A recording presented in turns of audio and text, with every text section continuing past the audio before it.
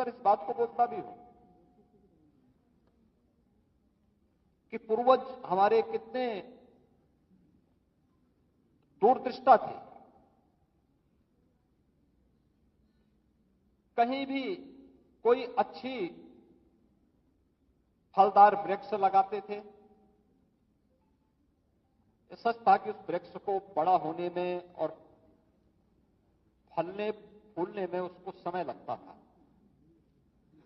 लेकिन सैकड़ों वर्षों के बाद भी वह वृक्ष आज भी फल देते हैं। मैं इस बात को देखता हूं। हमारे यहां गोरखपुर में गोरखनाथ मंदिर प्रांगण में एक आम का वृक्ष है, आज भी फल देता है। आप जब कभी बद्रीनाथ धाम गए होंगे, बद्रीनाथ धाम के जो सिद्ध योगी हैं वह योगी सुंदरनाथ जी। 1907 में योगी सुंदरनाथ जी गोरखपुर में उस वृक्ष के नीचे, उस समय गोरखपीठ में सिद्ध योगी योगीराज बाबा गंभीर नाथ जी हुआ करते थे। इन दोनों के बीच में संवाद होता है। वह वृक्ष आज भी उसका गवाह है। भारत सेवाश्रम संघ भारत के अंदर अध्यात्म और क्रांति का एक ऐसा पवित्र संगठन, आध्यात्मिक चेतना से उत्प्रोत एक ऐसी संस्था जिसके संस्थापक स्वामी प्रणवानंद जी थे। 1912 में उसी आम के वृक्ष के नीचे योगीराज बाबा गंभीर नाथ जी से स्वामी प्रणवानंद जी ने दीक्षा ली थी।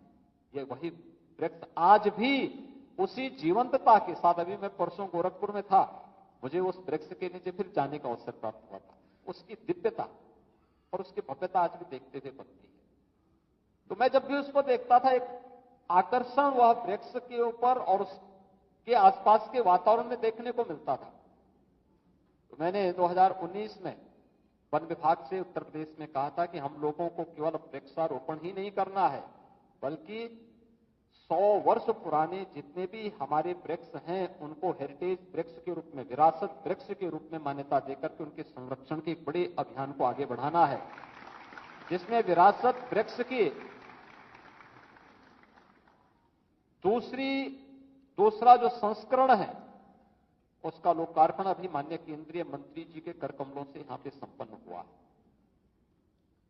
हम सब भी अपने आसपास के वातावरण में उन कहानियों के साथ जुड़ करके, उसके साथ जुड़ी हुई उन आध्यात्मिक और ऐतिहासिक पृष्ठभूमि को उसके साथ जोड़ करके उस विरासत की परंपरा को आगे बढ़ाने में योगदान दे सकते हैं।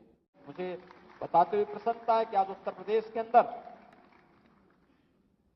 जैविक खेती और प्राकृतिक खेती, इन दोनों प्रकार की खेती को 1,30,000 हेक्टेयर भूमि में हम जैविक और प्राकृतिक खेती के कार्यक्रम को लागू कर चुके हैं और तेजी के साथ इन कार्यक्रमों को आगे बढ़ाने का कार्य भी किया जा रहा है।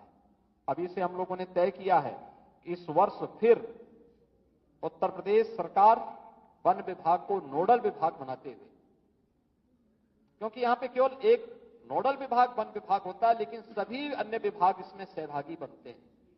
35 करोड़ वृक्षारोपण के कार्यक्रम को लेकर के फिर हम लोग जुलाई प्रथम सप्ताह में प्रदेश के अलग अलग जनपदों में एक बृहद अभियान को आगे बढ़ाएंगे। 35 करोड़ वृक्षारोपण एक साथ एक दिन में जुलाई प्रथम सप्ताह में उत्तर प्रदेश के अंदर होगा।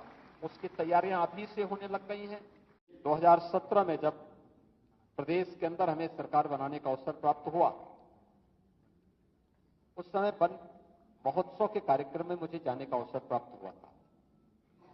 जुलाई माह के प्रथम सप्ताह में जब वन महोत्सव के कार्यक्रम प्रारंभ हुए थे, तो उस कार्यक्रम में मैंने वन विभाग से कहा था, मैंने कहा एक लक्ष्य लेकर के इस अभियान को आगे बढ़ाइए। व्यापक पैमाने पर वृक्षारोपण के कार्यक्रम होने चाहिए। पहले वर्ष 5 करोड़ वृक्षारोपण को लेकर के कार्यक्रम प्रारंभ हुआ। अगले वर्ष इसे बढ़ाकर के 10 करोड़ किया गया और मुझे बताते हुए प्रसन्नता है कि विगत 6 वर्ष के अंदर उत्तर प्रदेश ने 135 करोड़ पौधारोपण का कार्यक्रम प्रदेश के अंदर सफलतापूर्वक किया।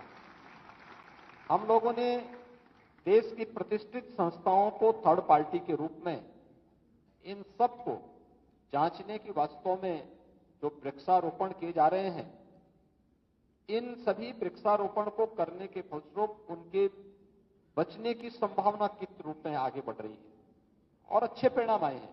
पिछले 6 वर्ष में उत्तर प्रदेश का वन आच्छादन बढ़ा दी है।